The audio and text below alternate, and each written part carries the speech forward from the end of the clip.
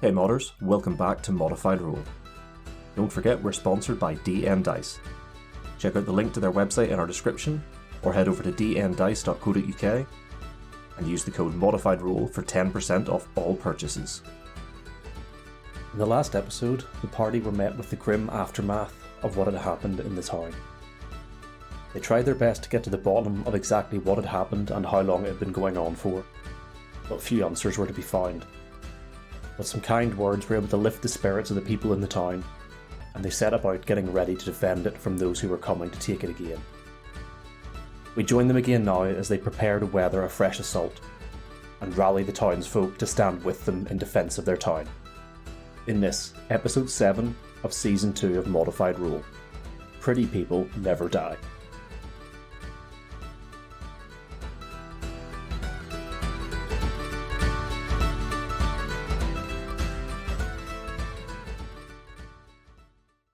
When we last left off, you guys had just finished speaking to Michael. You had roused the people who had been suffering, the people who were just coming to terms with this horrific acts that had been happening within their own town when the horns rang out. Your worst fears had been realised. You didn't have the time for a proper rest to recuperate. You didn't have time to prepare. The Sorcerer and his soldiers are already here. But as the horn rings out, where you expect to look round and see despair and fear, you see determination on the faces of the people around you. You see people who are willing to fight to rescue their town from what has happened. You begin to make your way towards the northern wall where all of the defenders have already gathered. Now, I'm going to ask you guys an important question that I've given you zero time to think about and prepare for because I want this to be in character. I want you guys to make this decision. You know that there are about 50 people willing to defend this town, and you know you're expecting about 30 to be attacking it. Would you guys split off and lead a group individually, or would you guys stick together and act as your own group, cohesively directing those around you? You bastard. Pretty much the only difference will be if you guys act as a group, I'm going to assign you guys to be your own group and you can go out and do your things together.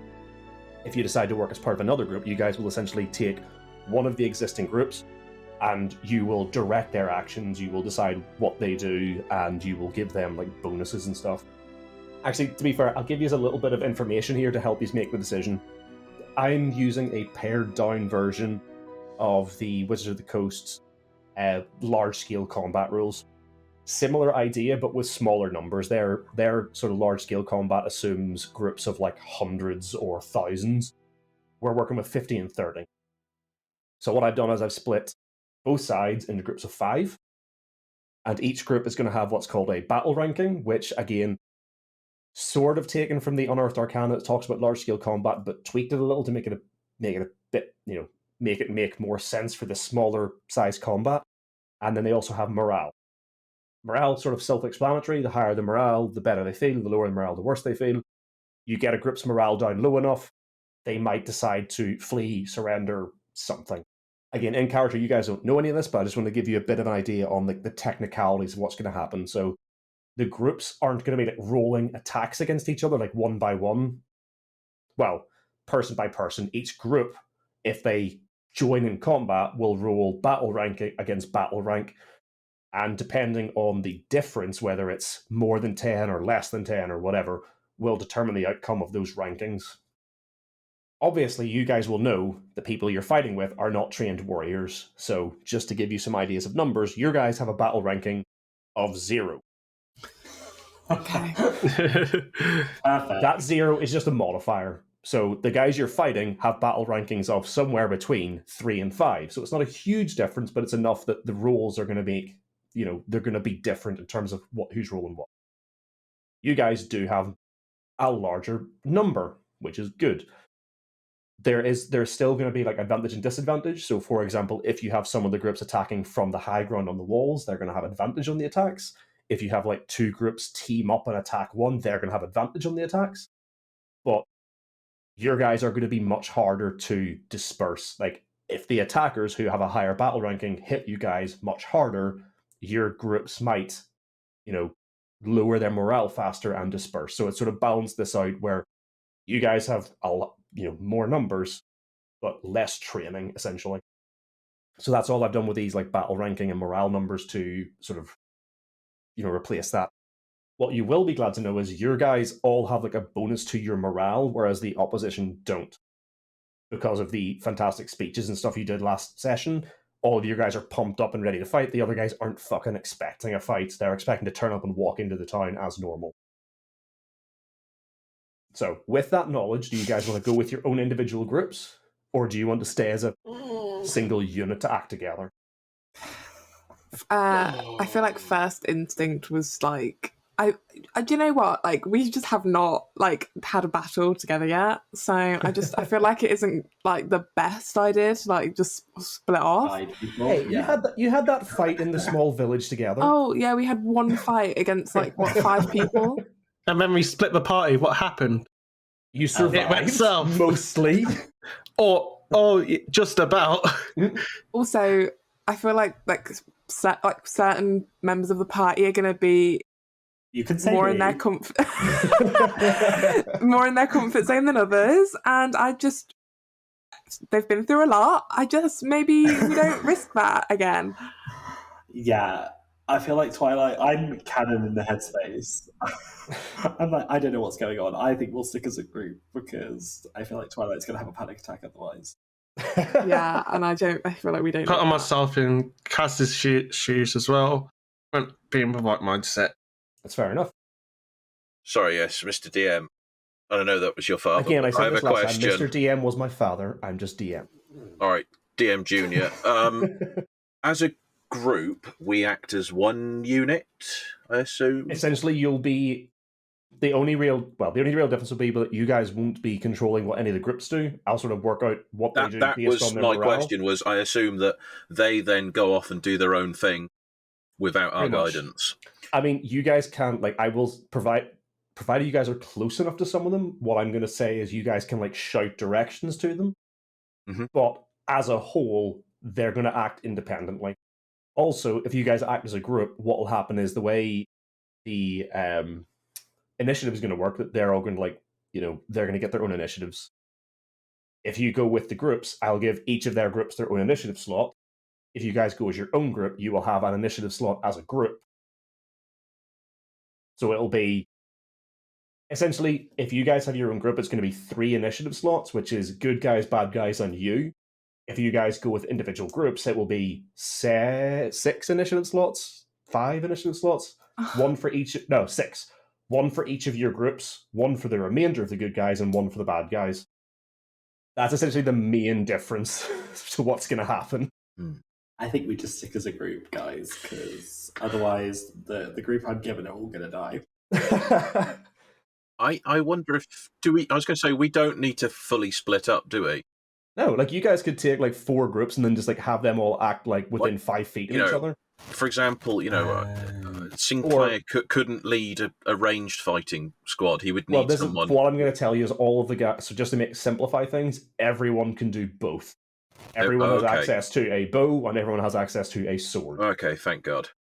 So I wanted to make life easier for you guys, in that you're not picking I want the range team, I want the sword guys, I want the spear guys. No, everyone can be sword and bow. But Twilight, to what you were saying, if you're worried about having a group and them all dying, you could literally just say, okay, I take one of the groups on the wall, and I'm just going to direct who they attack from the wall. That's nice.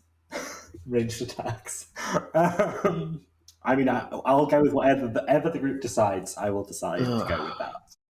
I wonder if I know this is not the thing that everyone wants to hear, but I think we kind of need to split up only in the fact that we can oversee what's going on in the battle, but which bits are not doing so great, which bits are doing better. If we let them, not soldiers, run off and do it by themselves, I think they're going to get themselves killed a lot quicker. Because I think there's certainly at least two of the members of the party who had significant combat training. So, we have some experience. Yeah, I think, to be honest, I think strategically it's probably the better option, but I'm not saying I like the idea of it either. No, I don't like it. I don't like the idea of it, but I feel like strategically honestly, both options are kind of best of a They bad both bunch, really yeah. have their downfalls. Yeah, yeah. Yeah, it's a rock and a hard place. Oh, absolutely, yeah. I will say God again, damn. just as a sort of like, because I know you guys were dreading this, but just as a reminder, you guys are outnumbering the opponents currently. Not to try and like sway your decision, but you guys would have to fuck up monumentally for this to go like severely bad. I know. You They underestimate have us. townsfolk, they have soldiers. You underestimate my power. Twilight holding the tooth. But, I guess if we do have our own groups, we don't have to split far from each other. No, you could all stay within for shouting sure. distance. Yeah, I think we need to split, unfortunately, split the party. This is Let's one of do these it. Let's instances just- where I will tell you that explaining the party is not necessarily a bad idea, which you will not hear me say often. All the times I want to split the party, Jordan's like, oh, no, let's not, you shouldn't be doing that. And then the one time I don't want to, it's not a bad idea to split. Well, because this Yeah, time all you're all right. getting your own parties. Yeah, well, I don't, You're not so much splitting the party as getting 4 parties. yeah, right, let's split the party. Is there a party bus somewhere? Because that's the only place I want to go party. The Venga bus is coming and everybody's jumping. Anyway, I'm gonna cut that out. So this is, you guys are sort of like, you guys are, so that's sort of the out of character discussion. What actually happens in character is the horns blare, everyone sort of gets up looking determined, and was it Michael or Milkill? What did I say his name Malkill. was? Malkill, that was it, Malkill. Malkill sort of like looks to the 4 of you and says, we have the defenders ready on the walls. Would you lead them? Aye, we will. Yeah, just as a reminder, Pete, nobody can see you nodding at the webcam. No, I know. No. It was deciding what to say, you bastard. In case you can't say, we're all pretty fucking stressed right now. Anyway, go on. What was your Bastard. answer? We will. We'll help. We'll lead. He nods to you and says, would you rather command them afar by yourselves or split off to take control of some of the groups of men ready to fight? We will take control of some of the groups. We think it's better to split our knowledge. But we won't be too far from each other. He nods and says, the rest will listen for your commands and follow your example. Please head to the walls now and find yourself. The men will be ready to listen to you. Direct them and have them set up as you wish and pick whichever group you wish to control. Out of character, as you guys can see on the little map that I've put together, you have 10 groups of, air quotes, soldiers. You guys can pick which group you would like to control. I have currently set 5 of them up on the wall and 5 sort of inside the wall, just within the town. And I'm going to let you guys sort of decide what they do. They can rush out to attack. They can wait in the town for the guys to get closer. I have put a big red circle. That's sort of roughly like the range at which the archers can hit the enemy. I've sort of like, once you guys are ready, is pretty much going to be when the enemy are sort of getting close to that range. I'm not being like super finicky about time here. You just know they're on their way. So once you guys are like set up, they're going to be hitting the outside of that radius. But right now, you guys can pick which group you want to take control of. Do you want to be on the walls? Do you want to be on the inside? Do you want any of the soldiers on the walls? Or do you want it to be like, do you want them all inside to fucking surprise these guys when they arrive? Like, you guys get to decide. I'm going to say you have like a few minutes to get stuff ready. Oh, So feel free to discuss that in person or whatever. fuck's sake. Okay. I I personally don't want to be on the wall. mean, I'm happy to be on the wall if we want to have archers Ooh. away from everyone. Yeah, I think we need a mix, don't we? I think we need a decent amount on the wall and some on the floor, on the ground. And it won't hurt to have some archers on the floor as well. Oh, I should have actually said to you guys as well, in terms of that whole of what I was talking about, like instead of it being like an attack per person, when you guys are acting as your like in your groups, you guys will get to take your individual actions, and what you do will affect the outcomes of those like individual conflicts. So if, for example, if you're part of a group who is fighting another group, you guys can take your actions first. So if you want to like directly attack one of the enemy soldiers and kill him, that will weaken that group for the overall result. Right. Okay. Right. Okay, that makes sense. So it's not, you guys aren't just there, you're actually doing stuff. Or if you aid your group, that will give them a bonus. Or if you, that's another thing, I'm going to give you a minute or so to think about it while you set up what you're doing. You guys will have the opportunity with your individual groups to give them a fucking speech if you like. Because like I said, morale is going to be a big deciding factor in what happens here. So I'm going to give each of you guys a chance to make a speech. If you can give me a good speech, I will give you a bonus to the roll, and you're going to make persuasion checks or performance checks or something to boost the morale of your group. But the better what you say is, the more bonuses I'm going to give you to the roll. Yep. Okay. You've got 10 groups. Who do you want to control? Yeah. So anyway, I'll let you get to in character now. You've got 10 groups of people. Where do you want them, and who's taking control of what group? Sorry, was this in character? Yeah. Okay. Okay, so personally, guys, just from me perspective, I would personally like to take a legion on the floor, but also, the why can't I remember the name of the weapon that I'm talking about? Bow, crossbow, ranger. Yeah, ranged weapons on the floor is what I would personally like to do. But if anybody else wants that as well, I'm happy to flip a coin or, Well, I must admit that, strangely enough, having no ranged weapons of my own, I'd also like to be on the ground. So Same here. It could be a good idea, certainly, to have a ranged force behind a force on the ground to cover them, as well as having some forces up on the wall. Yeah, I volunteer as tribute to be on the wall. I will fall on that sword. You're all welcome. No, Twilight, don't fall on the sword! Is that not what I'm supposed to do? I am more of a ranged attack. Everything ranged, please. I'm very squishy.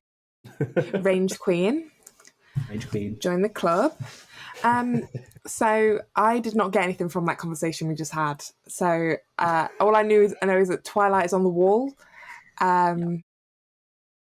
How let's throw we rock paper scissors in for the rest of it, or no? That isn't. What's the scissor? Are we scissoring for this? What?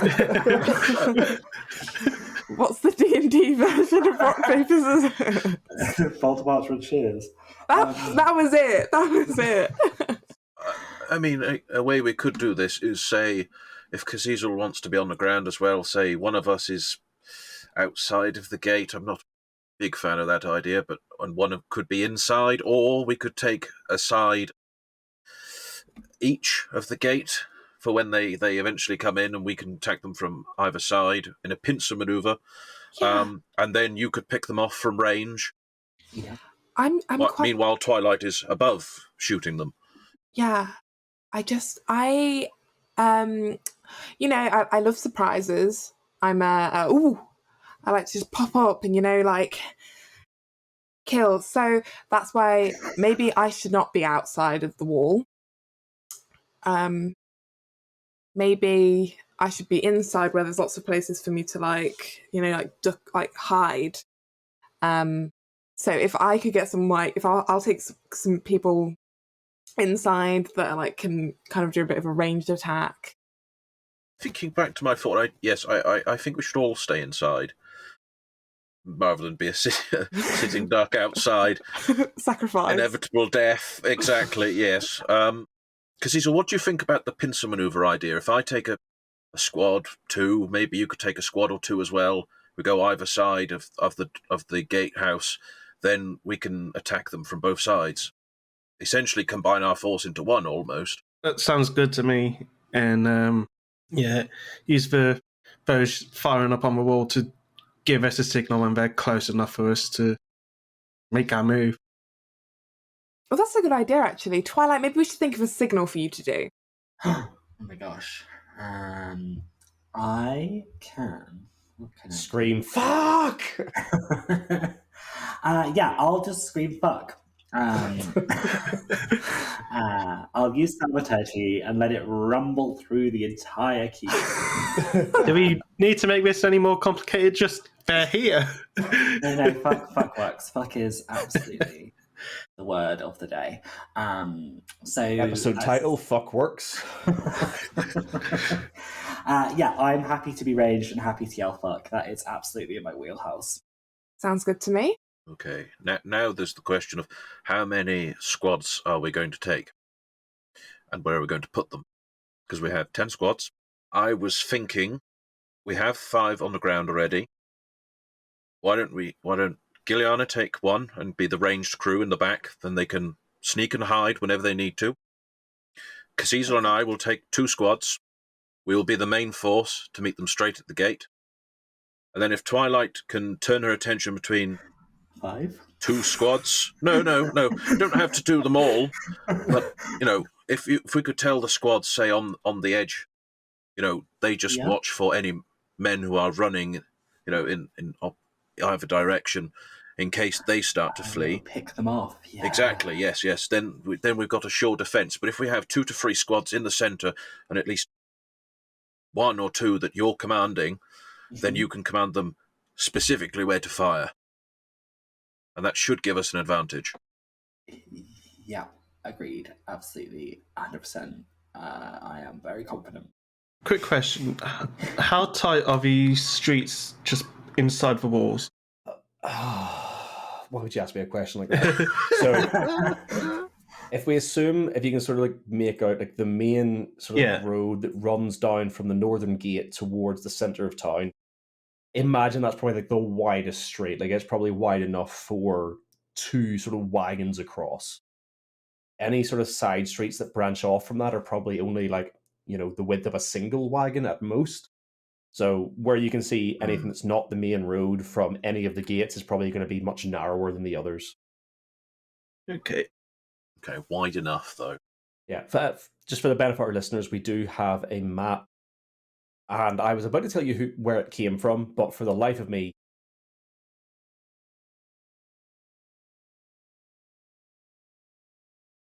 but I'll drop it into one of the descriptions or something because they are a super useful map creating site thing for just towns and cities and villages and stuff. Not super detailed, but they do give a really good overview of a city layout. So we're sort of using that as the general layout for the town that we're in. So it's not super detailed, so we can't see all the sizes of the streets and stuff, but it does give you a good idea. So I'll put a description for that somewhere, or give you a link in the description or something. But yeah, so anything that's not the main streets coming in from the gates is going to be about a wagon wide. So you're talking maybe 10 feet wide. The main street's probably about 20 to 30 feet wide. So if you guys let me know which of so again, on the board at the minute, I've got 10 tokens. 5 on the wall, 5 in the city. If you guys let me know which group you want to take control of, I'll take that one out and you can put your token in place of that. Oh, question. One last one. I said it in character, but I didn't actually ask. Can we actually lead 2 squads? No, not directly. You can if there's a squad. I will say if there's a squad, if they're nearby, we can call to them, can't we? Okay. If there's a squad adjacent to you, you can give them directions, but you're controlling one squad. Yeah, but we can semi kind of control now. But okay, yeah, that'll still work for what I'm thinking. So yeah, which of the groups do you guys want to take control of? Because I say, you can't directly control them, but you can shout directions to ones that are nearby. The rest, I'm gonna these guys are going to be looking to you for what to do. So anyone who can see what you're doing is gonna try and copy it. You have like I said, you have a bit of time to direct who's doing what. So all the ones on the wall, if Twilight tells her group, shoot them now, the rest of them are going to also try and shoot them. If the guys who are nearby you guys on the ground see all of you charging, they're all going to charge, that type of thing. Okay. Right. Out of character, I'm going to take the group to the right near the gate. Group left. Yep. Sorry. 7 or 8. The one I'm heading now, or the one next to? That one. That one. Okay, cool. I'll delete that. Next. I'll take the one on pinging now. Yeah, number 7. So you're in just to the... So, because Sinclair is from the inside to the right of the gate on the main street. Casisil is to the left off on one of the side streets. Danny, since you're next on my Zencaster list. Oh, I don't know how to do that thing that everyone else just did, but... Just click and If you hold. click and hold, it'll ping. Oh, I'll take this one. Oh no, it's not working. Mhm. Give me a sec, that one. Oh, okay. Is it working? Nope, just click your mouse and hold it in. They don't release it.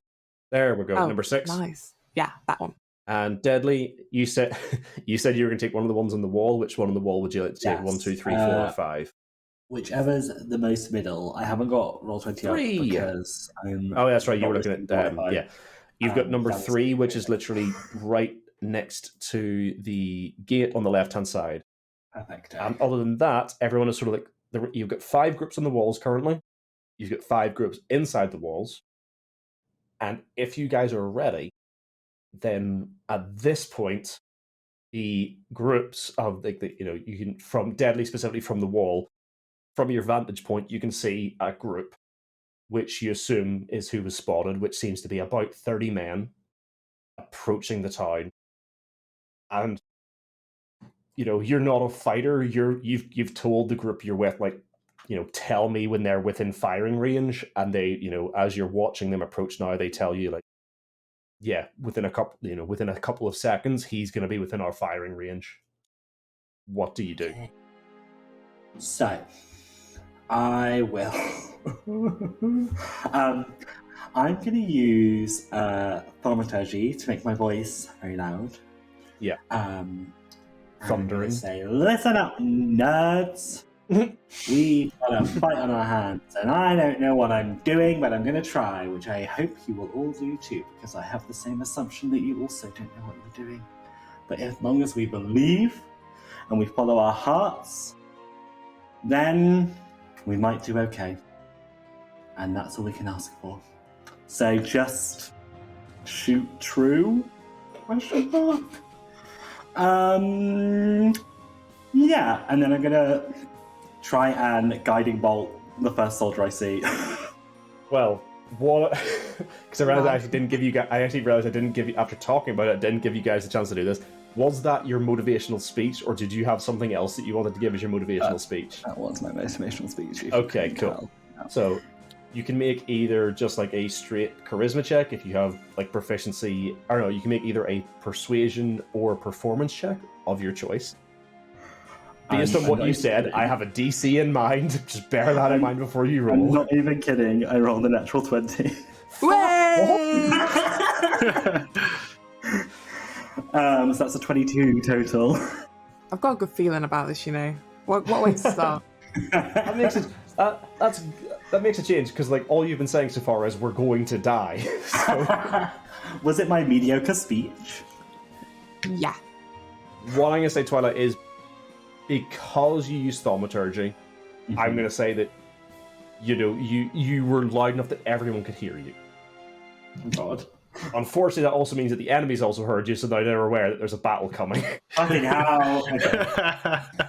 But everyone who heard you has now moved up a band on the morale roll, so they're all a level higher. So if the enemies heard it, do they move down because they know that we're motivated now?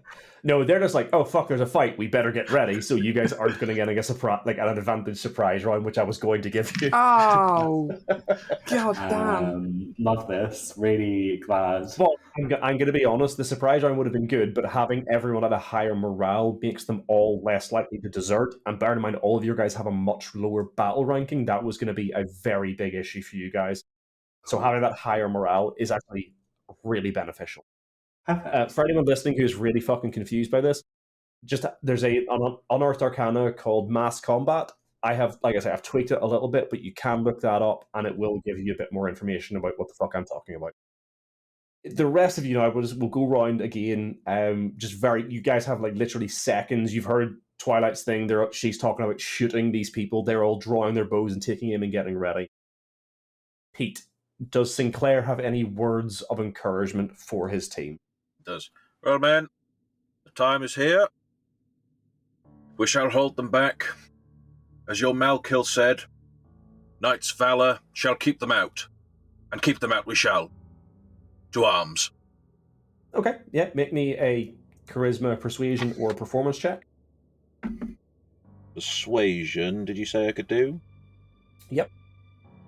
That is a 19. Cool. Your team moves up an additional band Oh, yeah. Yes. on top of Twilight's. Danny. DM, I have an important question before I Yes. give my speech. What is my team of people? What are they? What do they look like? Is it all men? Is it a mix? Do you know what would you prefer? And then I'll roll you a luck roll to find out.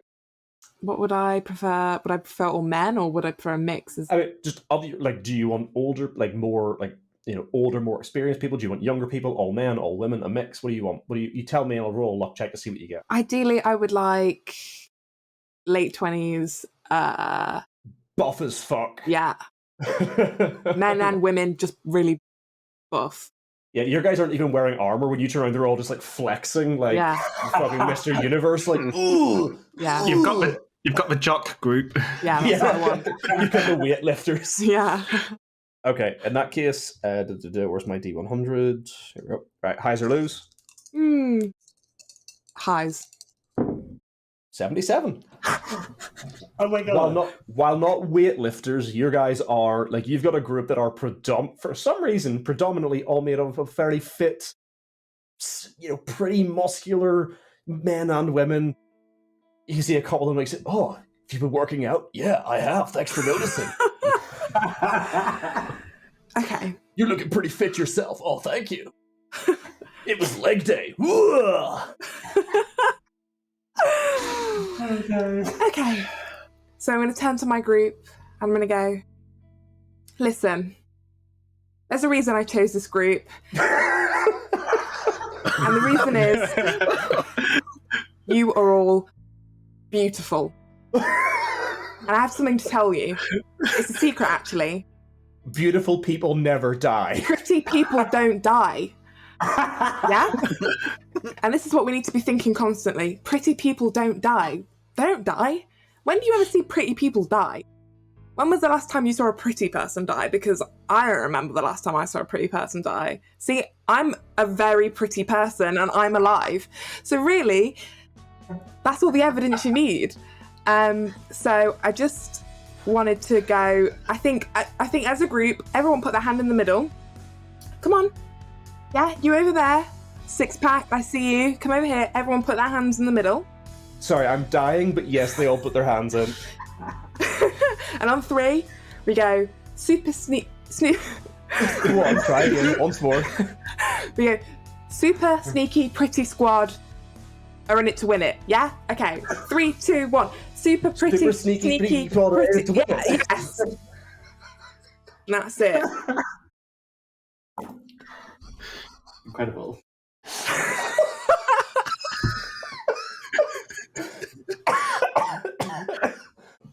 Oh, fuck, Danny, you broke me. Oh. Christ. You can roll your persuasion or performance check at advantage because, fuck me, that's going to work. Hell yeah. What was it? Persuasion? Yeah. Persuasion or performance. Christ on a bike. 22. Yeah, you put your hand. Literally every other group, you're all giving your speeches, and everyone's like, "Yeah, we're gonna do this." Next thing all you hear is, "Hoorah! Semper Fi!" Brawn over brains. Yeah. Question, do we hear that from the next street over? Yes. Excellent. Literally, without thaumaturgy, you all heard this. Oh my god. Hell yeah. Hoorah! Did the enemy hear this as well? Sinclair Oh, also yeah. shouts hoorah in reply. The enemy are intimidated by our beauty. Oh. I feel like we should roll for intimidation for that. Do you know what? We're going to. But I'm sorry, 22 was it you rolled? Yeah. I'm gonna bump you up 2 bands. Holy crap. Hell yeah. Oh, hell yeah, hoorah. Hurrah! Christ on a bike. You're at the highest morale you can be. Yeah. Just for your own personal knowledge. Fuck me. Right, Jordan, how do you fuck this train of morale? I don't know if I can top that. I mean, you don't have to top it. For too long, you guys have been held back because they knew that you were strong enough to keep these fuckers outside. Oh yeah. Ooh. They had to do it on the slide just so you couldn't get to them. Now you know, the rate's been lifted. There's nothing holding you back. You've got this fight. Now fight for your city. We've got this. In the distance, hoorah! Hell yeah, trust him, he is an ass man. He knows what he's talking about. Oh, trust me, I know my asses, and this is one ass we're gonna kick. Hell yeah, hell yeah. Alright. No, honestly, Kaziso, I'm gonna say for Kaziso, like, these guys, having heard Deadly's speech previous, that's what drove a lot of these people here to defend this wall, to defend this city. And hearing that, just, of all the people so far who have given their speech, yours has, I think you're unless I've completely missed something or just was not listening, yours is the only one that's like drawn directly on what has been happening. You're drawing on their feelings of redemption, of pulling their town back and taking control again. So much like I did with Gillianos, who was just ridiculous, you're also going to get advantage on your roll. So you can do persuasion or performance at advantage. That's an 18. Okay. The first one. Yes. And that's a 16. Okay. 18. Your guys aren't muscle heads. They're not going to fall for the same stuff that Gilliana's group did. But they are still pumped. Like, you see them stand up straighter. You see them holding their weapons stronger, tighter. You're still going to go up another band. So all of you guys, like literally every group, is ready for this. They're watching. They're waiting. You've all given your speeches. You've seen everyone on the walls begin drawing their weapons. And just to get back into what was happening, so Twilight, you've pretty much told these guys to attack as soon as they come within range, correct? Mm-hmm. Yeah. Are you going to wait for all of them to come within range, or is it going to be as soon as the leading group, which from this distance you can tell is the one led by the Sorcerer, is it literally as soon as they step within range they're going to fire? As soon as they step within range, I don't give a shit. Okay. Yeah. So I'm just going to move them forward a bit. So at this point we're going to say that the Sorcerer and his group of soldiers have literally just come within firing range. All 5 ranged groups on the walls are going to fire, and Twilight, I believe you said you were going to attack them? Yes, I was going to guiding bolt. Right, just quickly, what is the range on guiding bolt? 120 feet. Perfect, because I'm pretty sure that that's going to be the same as or more than a short bow. So I'm going to assume you're aiming for the Sorcerer. Yes, absolutely. Cool. Let me just double, where's my notes? I'm hoping he's wearing like a hat so I can tell who he is. He's the only one who's not wearing like armor. He wears robes and he's very old. I hadn't thought about his age. That's what you told us last session. You said he's old, but he is wearing robes. You said last session he was very old. Is he hot, Jordan? Is he hot? Is he hot? We need to know. Oh, Jordan, he'll luck check since Danny, you asked first. Highs or lows? Ooh, highs. Unfortunately, that was a 95. Oh no, because you said highs, didn't you? Yeah, I did. Oh, so that was, yeah, so in your favor, no, he's ugly as fuck. Easy to kill. Wait, sorry, hold on. Did you want him to be good looking? Yeah. Yes. Alright, then yeah, he's hot as fuck. Nice. Like, for a sorcerer, he's buff. Like, this guy lifts. I don't know why you'd want to be killing a buff guy, but sure, he's good looking. Have fun with that. It's more that if I'm dying, I want to go down with the view. If I'm killed, I want him to be good looking. Anyway, sorry. Deadly. Yeah. Twilight, go ahead and make your attack. Okay. Oh, actually, I actually said after all of the like, hoorah, Simplify, they were going to roll to see if they were affected and were demoralized. And they weren't, unfortunately. They rolled quite high. So they're blocking it out. So they're ignoring you. Okay, cool. That's fine. So that's an unnatural 20. Could you kindly fuck off? Right, yeah. That hits. So roll your damage. Okay. 16. Is that Okay, right? yeah, that's Yeah. good. And then because it hit, the next attack has advantage. So yeah, we'll sort of tie that into like the group attacks, but yeah, that's what I was aiming for. I wanted yeah, it to that give specific advantage group to has will have advantage against that group. So you sort of signal the attack. You tell everyone to get ready. You watch as soon as he comes in range. You've told the guy next to you, you've told like one of your group, like, signal me when they're within your firing range, and he does. So what does it look like? I think you've used Guiding Bolt before, so just remind us, what does it look like when you cast Guiding Bolt? So she kind of swishes her hand in front of her face, and stars appear in a little galaxy, and she taps the stars in a formation, and they connect to each other to make her symbol for Guiding Bolt, and then she kind of like pushes it in the midair, and it like beams out like a bolt of like galaxy energy. So this swirling sort of purple and black and white constellation races across the gap between the city walls and this group. And this sorcerer, having heard the shouting, he's already like signaled to the other groups, and they've like drawn their weapons and lifted their shields. And in the time it takes him to do that, he looks back, and this magic streaks before him and crashes against his chest and rocks him back on his feet.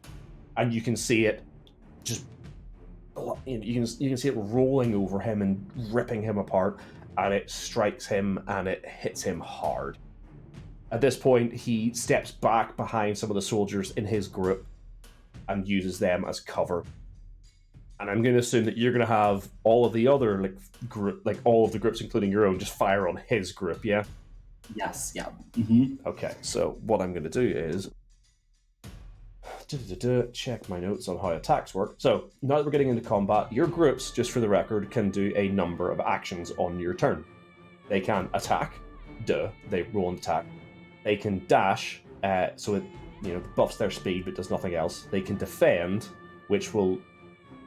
they have disadvantage on any checks against them. They can disengage, which at the minute is not really an issue because they're not next to anyone, but they can move away, and if they do, they have to make a morale check. Or they can guard. Yeah, so a guard is essentially readying an action to attack an enemy who comes close to them. So you've got attack, dash, defend, disengage, and guard. So I'll remind you of those as and when you need them, but those are like the main actions you can do. So attacking, each of these groups are going to roll their battle rank against the enemy battle rank. So I'm just going to roll 1 versus 1 each time here, just to get through these, because there's 5 versus 1.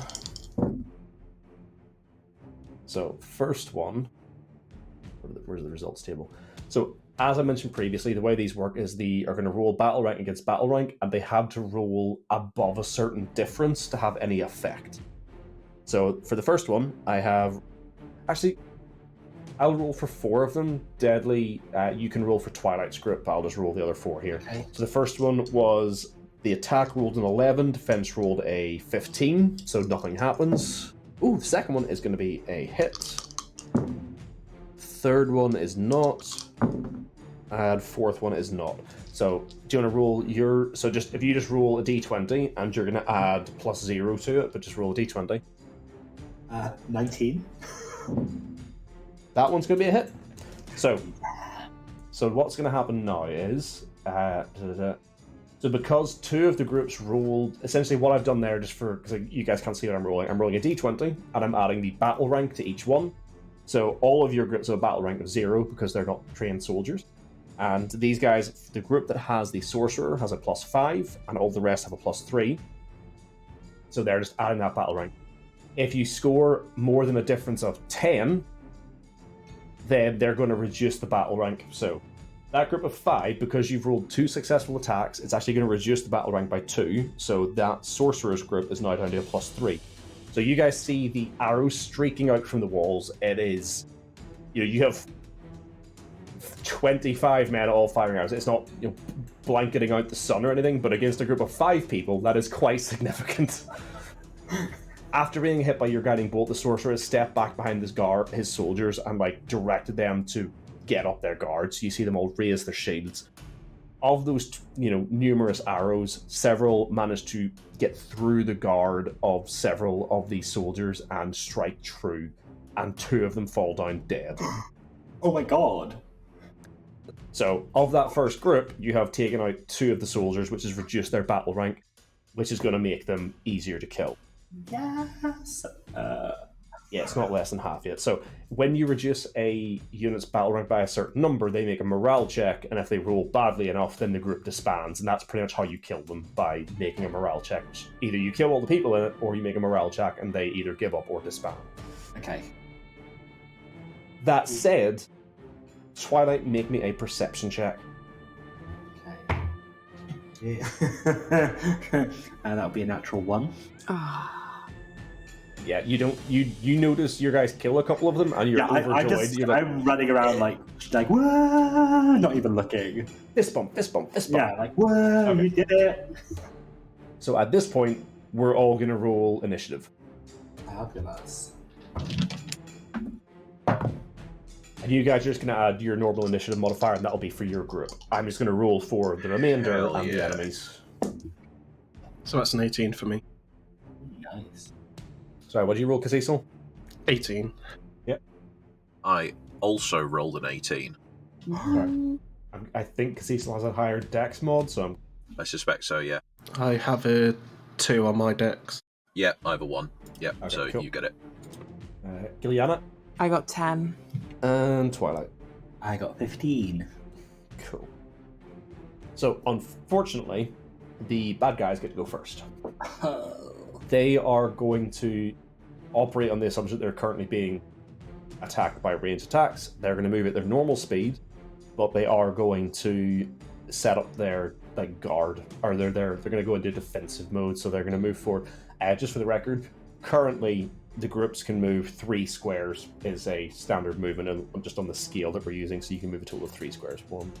So they're going to head towards the city walls, towards the gate as quickly as possible, but with their shields raised. So they're not dashing, because they don't know what's waiting for them at this point, but they are going to move in with their shields raised, which makes any attacks against them have disadvantage. Cecil, are you going to move out to intercept them, or are you going to wait till they come into the city at this point? I'll be in view of... Well, inside the gates, I'll be in view of those coming forward.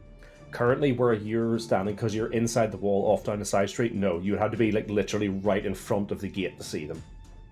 Okay, I'm going to have my group press against the wall that's more further to the side than we are, so that we can stay hidden and wait until they pass through, and then wait for that to make our attack.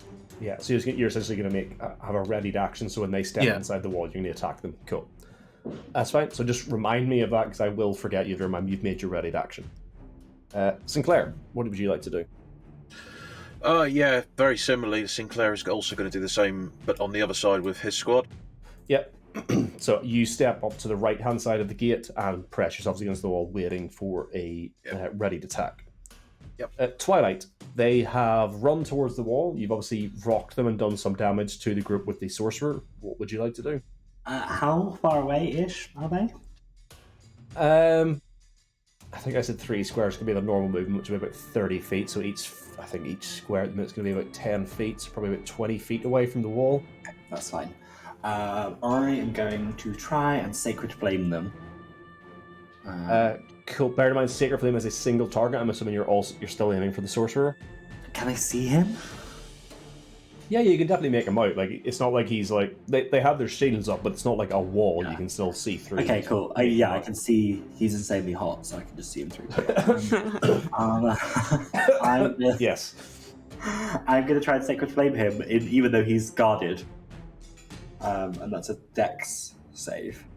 Yes, the good thing about Sacred Flame is it ignores cover. So, Dex save is a 3 + 0, so it's going to hit him. Yes! Oh my god. Good things happen to chaotic people. That is a 5 damage. Cool. You strike him, and this... I think, again, you've also cast Sacred Flame in the past, so just remind me, what does it look like when you cast it? So again, it's a similar kind of the constellation thing, but instead of her pushing it kind of like a Goku Kamehameha, it's more of a she'll pull her hand around it and then almost flick it towards him. So it kind of like almost like a Spider-Man web, like just whips out. Yeah. Cool. It flies towards him, and this streak of light hits him, and you can see it like burning at his like flesh. It doesn't come away with like singe marks, but you can see like almost like a steam rising off him when it hits him, and he sort of like stumbles as he's running, but he is still up. And as a bonus action, I'm just gonna like 2 middle fingers, like. Okay. Would you want your group to continue attacking? His group.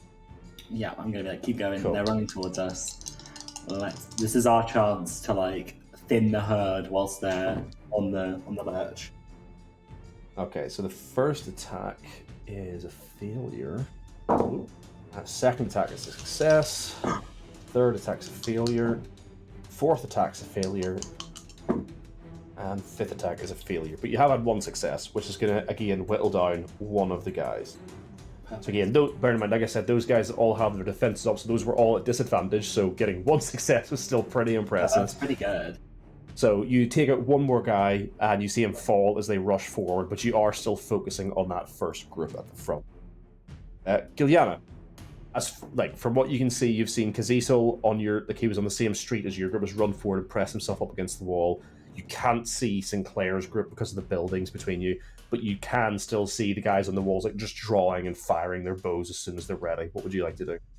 I want to get my group to like, I want to be hidden, but I want to like be able to see when they come into the walls. Yeah, the street you're on is currently sort of on an intersection. Yeah. So there's like a side street coming off of the main road. So if you move up towards the main road, you'll be able to see down as the enemy sort of come in through the gate, but you'll be far enough away that you'll have time to take a ranged attack before they could reach you. Right. Okay. How far is that from the entrance? Sorry. Each route was 10 feet. It's about 150 feet from the gate. Okay. Oh no, hold on. Sorry. Each square was 10 feet, so that's going to be about about 60 feet from the gate. Sorry, we'll say. Okay, that's fine. We'll stay there, but we'll kind of like, we don't want to be seen, so we're being stealthy. Fair enough. Right. So you guys, you sort of like motion them to stay behind the building. You sort of peek your head around and watch for them coming. I'm like, all these buff guys like flexing behind you. Yeah, quiet. Ooh, simplify. Ooh. Okay. So we currently have 3 groups. 2 waiting to make a melee attack, 1 waiting to make a ranged attack as soon as these guys step through the gate. And funnily enough, it's their turn. And they're going to step through the gate. It's surprise attack time. Yeah. In the order that it was declared, we're going to go through these. So, Kazisel. Yeah. Would you like to roll a d20 and add nothing? Actually, you're rolling at advantage because you've this is essentially a surprise attack. So you guys can roll at advantage. Just roll a d20, add nothing to it, but roll at advantage. 17. That's going to be a hit. So your first attack, you've killed another guy. So it's literally currently just the Sorcerer in the first group and 1 other soldier. Sinclair, would you like to make an attack against this group with your group? So again, rolling at advantage. Yep. So glad that was advantage, otherwise the other one would have been a 2. First one is a 13, second one is a 17.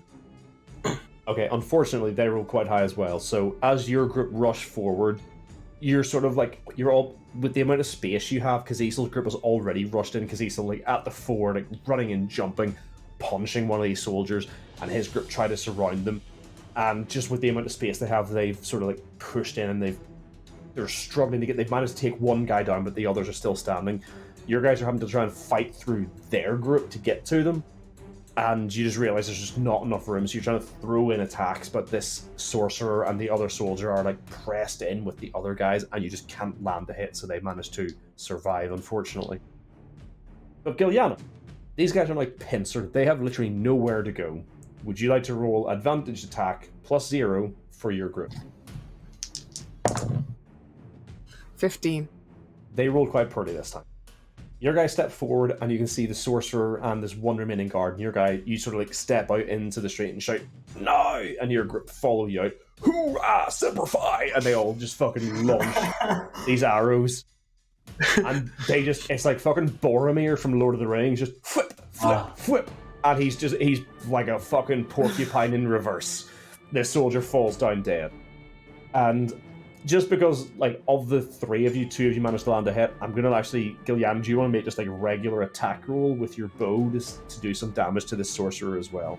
Mm-hmm. Oh, 18. Oh.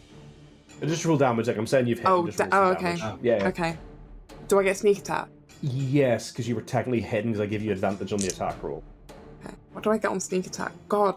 Okay, yeah, okay. I think it's 2d6, I think? It's 1d6. 1d6, And I get 1d6 plus 5 on my... Okay. 12 points of damage. Damn. So you jump out, your group firing off these arrows. The other guys are like, peppering them from the sides with their swords. And you see this sorcerer as the remaining guard, his remaining soldier from his group goes down. You pick him out. You're like, damn, he's gorgeous. And then you fucking shoot him. But can I shoot? But like for my sneak attack, can like we imagine it so there's like two really like huge guys, and I just like poke out between the two, like between their two shoulders, and like shoot him through. Yes, yeah. But like double take because the guy's really hot. Yeah, you've got all your buff guys, all of your 5 buff guys in front, well, buff guys and girls on front of you. Guys and dolls. Guys and dolls. All these buff guys and dolls in front of you firing their arrows, and you just like poke over the shoulder of 2 of the buff guys, and you draw your arrow back and you're like, damn, he's gorgeous. And then you fucking shoot. Perfect. And it catches him in the shoulder and rocks him back, but he is still standing. Ugh. Before we run through the next bit of the... Ilyana, you have, well, between the 3 of you, you guys have wiped out the sorcerer's group of soldiers. The others are just like outside the gate trying to follow them in. And they see his, like, the last remaining members of his group fall. You guys can't really make this out, but Twilight, you can. So Twilight, you can give me a perception check, again, and the rest of you can give me a perception check at disadvantage, while I just make a couple of rolls here for them. This is better. That's a 2. 7. 19. 18. Cool. Ilyana and Twilight, you guys can see that the first group see this happen, and from where you're watching, you can actually see like they register emotions for a change. Like, oh no, they have souls. I don't like this. You've come to have some sort of expectations about these things, about the people who are controlled by these things, and normally they're just like, they don't register emotions. These guys, it's not, again, you both rolled above sort of 16, didn't you? Yeah. It's still not normal. It would take hardened veterans to withstand this, or somebody who's not all there. And you can see these guys have to take, like, there's a calculation, and the first group, the one closest to the wall, steps to the side and throws down, like, they throw down their weapons. But the remainder do not. That said, it's now Kazisel's turn. You have the sorcerer in front of you, and you're aware that there are more people outside of the walls, but that is all you can see at the minute. And there's the sorcerer in front of you. What would you do? Instinct's going to take hold. Seeing that the sorcerer has already taken shots, well, has already received some shots, I'm just going to shout to the group, he's hurt, keep on him, and make an attack. It's just a normal attack roll, is it? I mean, what are you doing? Like, are you personally hitting him, or are you doing, like, if you're going to hit him personally, then yeah, you do that first before your group's attack. 1v1 this bitch. I'm going to make the first hit and then have my group go after it. Yep, cool. At this point, you have cleared out his group, so it is just like the one guy, so I'm going to roll their attacks a little bit differently, but yeah, you can make your attack first. In that case, if I'm making my attack, I'm going to use my breath weapon, not on him.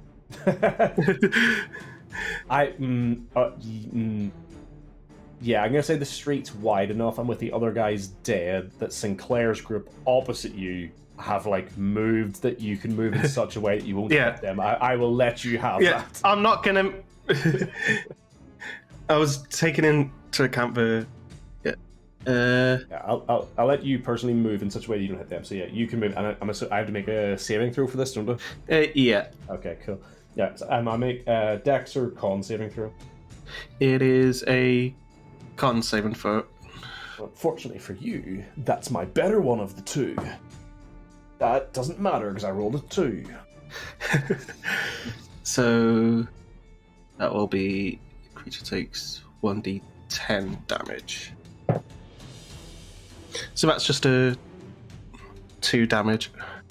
Okay, so he's still up. Yeah.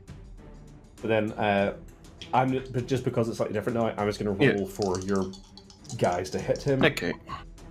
1 hit, 2 hits, 3 hits. Cool. So I'm just going to roll 6, 7, 8, 9, 10, 11 damage. So as you sort of rush forward, like what is it? Again, just remind everyone, what does it look like when you use your breath weapon attack? So it's like a physical force of air just smacking into the sorcerer. You can see it on his clothing, the impact and the effect it has on the body, and how it's seen physically. Yeah, so there's almost like a rippling in the air to those who are watching as it smashes against him, and it blows his robes back and knocks him back several steps as he tries to keep his balance. At which point, as soon as it dies away, your group just run in and just start fucking stabbing him and cutting at him and trying to knock him down, and they just lay into him.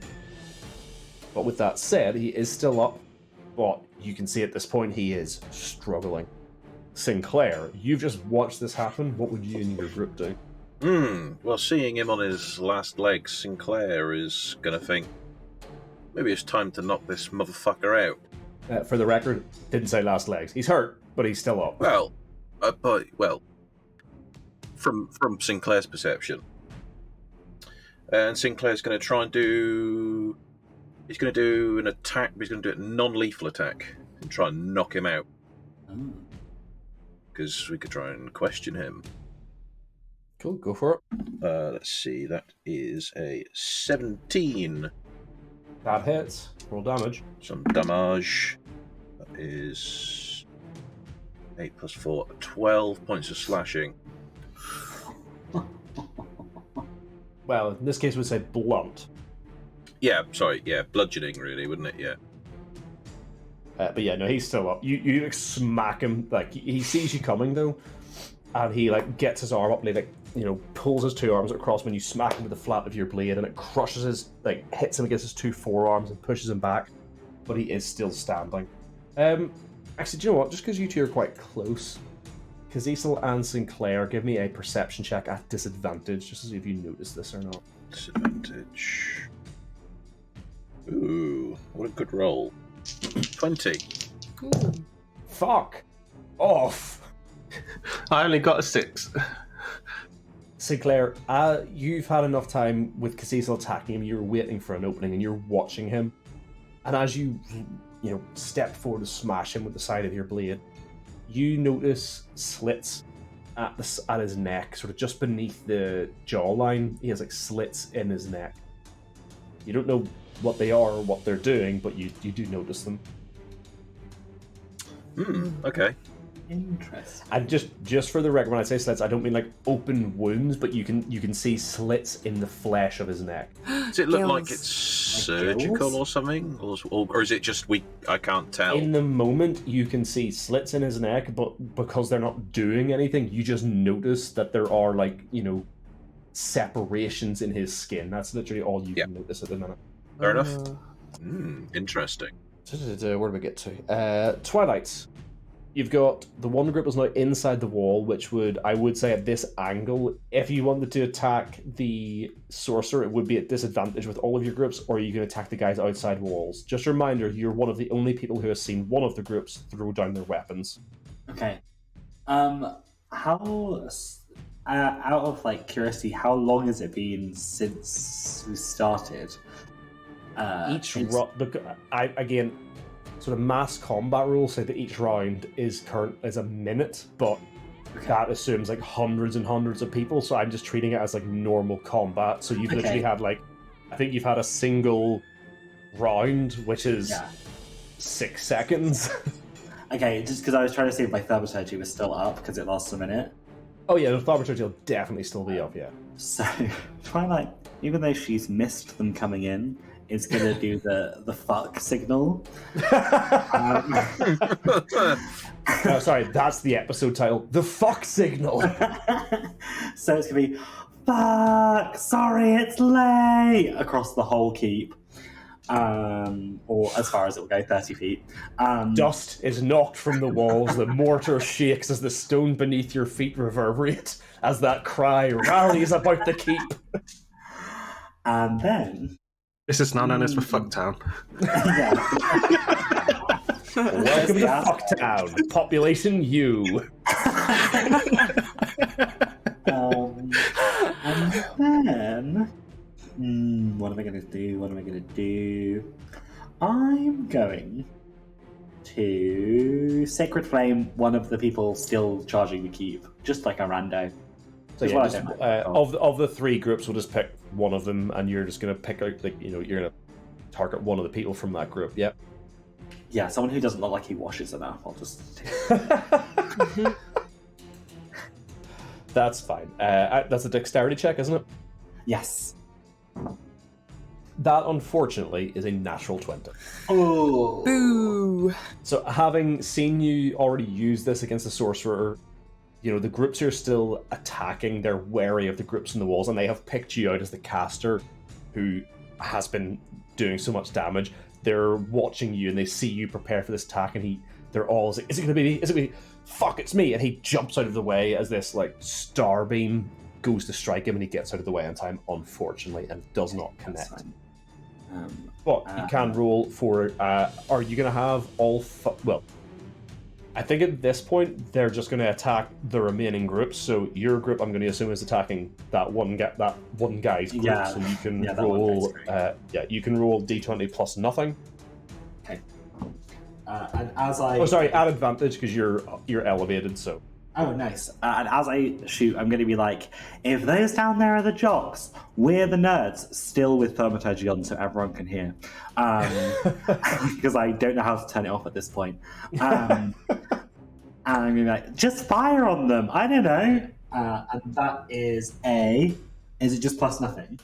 Plus nothing, but you're rolling at advantage. 15. Oh, okay. Unfortunately, it connects, but it's not high enough to do any significant damage. So your guys do land hits, but they're not able to take any of the guys down. Participation medal. Yeah. I was there! But the remaining 4 are going to carry out their attacks. Unfortunately, that one is not going to do it. Oh my god, we're really on the nerds. That one's not going to do it. That one's not going to do it. Oh, this isn't... Oh, no, hold on. You're rolling advantage. Sorry, that last one would have done it, and that one would have done it. So you did 2 so far. But the 4th one's not going to do it. So 2 out of 4 is not bad. 2 out of 4, that's fine. So that's going to be group 2. Okay, so they are down to half of that, so they're going to roll a morale check, which they're going to pass, unfortunately. So the second closest group to the wall, who hasn't surrendered their weapons, is going to be rushing towards the gate as quick as they can with their shields up, and they're going to be peppered with arrows, and you see 2 more of their group fall, but they do continue on, and they don't drop their weapons. Okay, that's fine. So, I'm happy with that. So, because I sort of forgot, I had all these guys roll last time with that group, so the guys inside the wall are going to step into them. They're going to move in. The remaining good guys who aren't part of any of your groups are going to start moving to sort of encapsulate the Sorcerer, but unfortunately, because there's already 2 groups sort of on him, I'm going to say that they can't reach him to do any attacks, but they are waiting for anyone to come close to them so they can attack them themselves. So that comes back to Giuliana, you and your group. You have peppered the Sorcerer, the good-looking, handsome guy that he is. What would you like to do this time? I would like to move a little bit closer. I want to get in range of the people that are still have their weapons up. Outside the wall. Yeah. I would say from your position, if you're wanting to shoot anyone outside of the wall, you have to move into the main street, which isn't an issue, you can do that. But you're going to be shooting at disadvantage because you're having to fire through the gate to hit them past your own men. And sorry, did we say that the sorcerer was looking bad?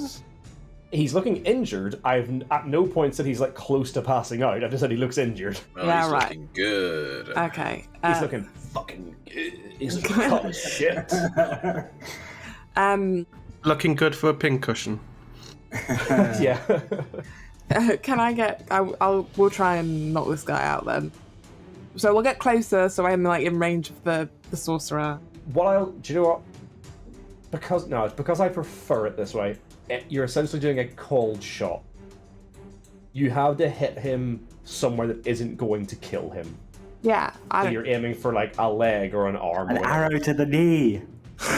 I used to be an adventurer like you until I took an arrow to the knee. For any of our Skyrim nerds listening, that was an allegory for marriage. Who gives a fuck?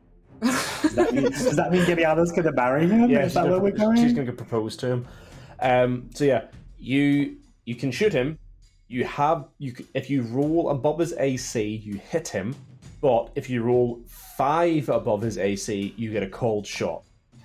Ooh, so you have to beat his AC by 5 or more, otherwise you just deal normal damage to him. Okay.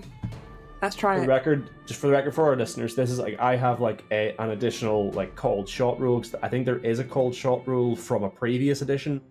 I essentially say I think the official cold shot rule actually makes it harder to hit. I say if you're aiming for someone and you're trying to hit a specific body part, it doesn't make it any more difficult to hit them, it just makes it more difficult to hit that specific part. So you're still trying to beat their AC, but if you beat it by 5 or more, you hit the part you're aiming for. It's a higher AC if you're trying to hit like their fucking eyeball or something. But in this case, you're aiming for 5 above their AC to hit anything that's not going to kill them. But if I do hit him... If you do hit him and it's not 5 above, you're just going to hit him and it might kill him. Okay, I'm willing to take that risk. Yeah, some of you may die, but that's a risk I'm willing to take. Yeah. Well, if we go by my logic, it'd be alright. So let's give it a go. Oh. Hey, just remember, pretty people never die. Well, exactly. Oh, is it just straight roll? I mean, you're making the attack roll, so it's your normal attack roll. 21. Yes, you've got your cold shot, so it's going to be non-lethal damage. So you can roll your damage, and I'll make it non-lethal. Do I get sneak attack? I'll say no at this point, just because he's aware that you guys are there. 7. I mean, still good damage. Yeah. He's still up though. God damn. God damn. Pretty people never die. Pretty people never die! I'm going to turn to my group and go, pretty people never die! Pretty people never die! Hoorah! Simplify! Christ. Anyway, back to the top. At this point, the Kraken Priest at this point, pin-cushioned by arrows, slashed by blades, hit by magic, is going to look around and realize he's the only one inside the city walls. And he's going to look at all of your groups.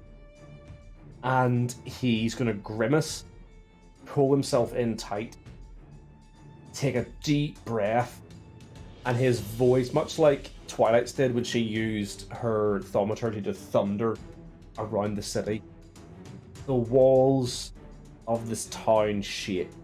The bricks in the buildings vibrate, dust lifts off the ground, and you can see a visible force pushed out from this sorcerer as he begins to speak.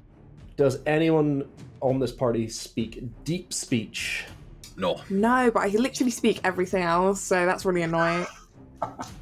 Yeah.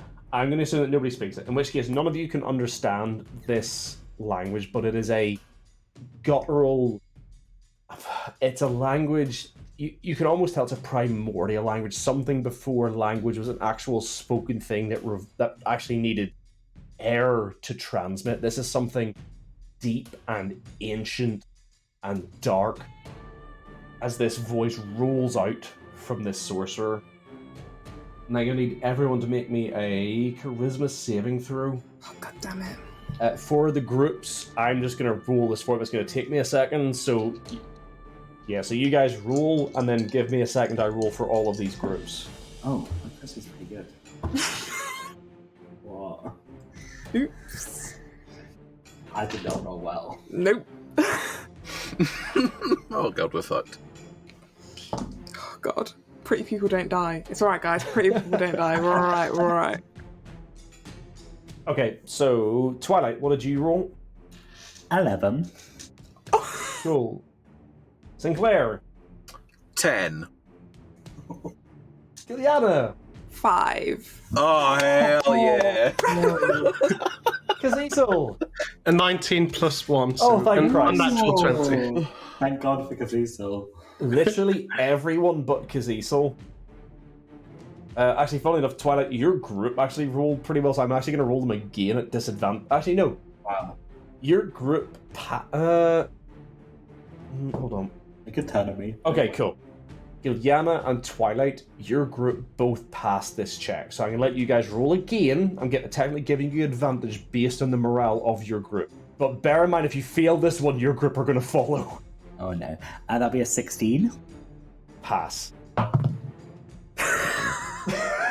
Bestie. It's an 8. Twilight, your group, you are shaking as this voice rolls out. It's almost like a physical pressure washes over you. You can feel a prickling on your skin, and you want to turn and run. But as you turn, you see your group, the people who have been following you, and they grimace and they hold fast and they look on at this sorcerer in defiance, and they do not move. And you are shaken from this fear. And you turn and look back at the sorcerer as well, and you stand up straight, knocked free of your fear. Liliana, you turn and you see a bunch of pretty people flexing, and they're using this flexing to overcome their fear, and you're like, no, fuck this, and you just run past them. Oh, shit. Oh, no. At which point your pretty group go, oh, guess we should follow, and they run with you.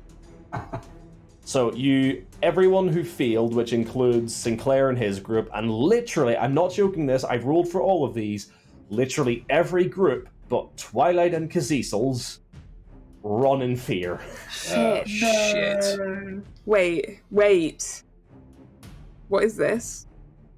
It is a charisma saving throw against being frightened. Oh. It's not charmed. God damn. Yeah, no, it's frightened. Literally every group hears this bellowing voice from this sorcerer as it washes across this town, and they flee.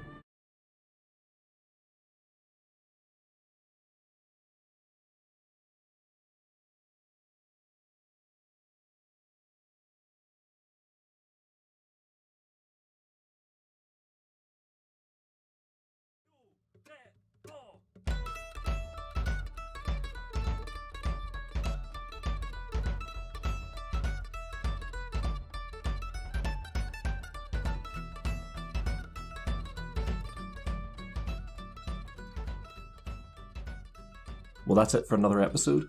Thanks for sticking with us. As usual, I'd like to thank Lixie B and Jeff for the wonderful logo and character art they created for us, the Storm Weather Shanty Choir for letting us use their song Drunken Sailor as our theme tune, DN Dice for sponsoring us, and all of our wonderful Patreon supporters who have been helping us out. Our recommended podcast this week is the Role Models D&D podcast. These guys are another UK-based D&D podcast, actual play. I just picked them up recently. I think I just finished the first episode. I believe they normally stream or record video as well, but I'm just listening to the podcast as usual. It's been very entertaining so far. I think it's 6 players with the DM. There's some really funny interactions already in the first episode. The characters seem to be well developed and they know what they want to be doing with them.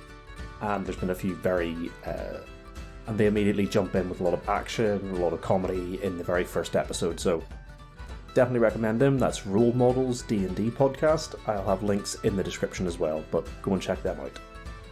Do stick around at the end as we do have a promo for some old friends of the show, the guys over at Multiclass Theatre. So make sure to stick around and hear that if you haven't picked them up already. Definitely recommend giving the promo a listen and giving the podcast a listen in general. Some great guys, really enjoyed them, and it's been fantastic whenever we've had the chance to interact and play some games with them in the past. So stick around and give that a listen. Other than that, it's just left for me to say thank you so much again to all of our Patreon supporters who've been helping us out. We've already upgraded Deadly's mic, and we're hoping to do a few exciting things with some artwork and stuff in the near future. But that's it for this week. We'll see you soon.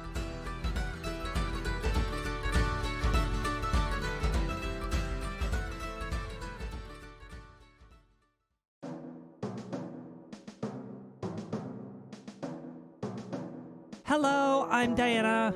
I'm Mike. I'm Amanda. And I'm Adam. Together, we are Multiclass Theater, a brand new actual play podcast. We tell collaborative stories in an original setting with colorful characters using Dungeons & Dragons 5th edition.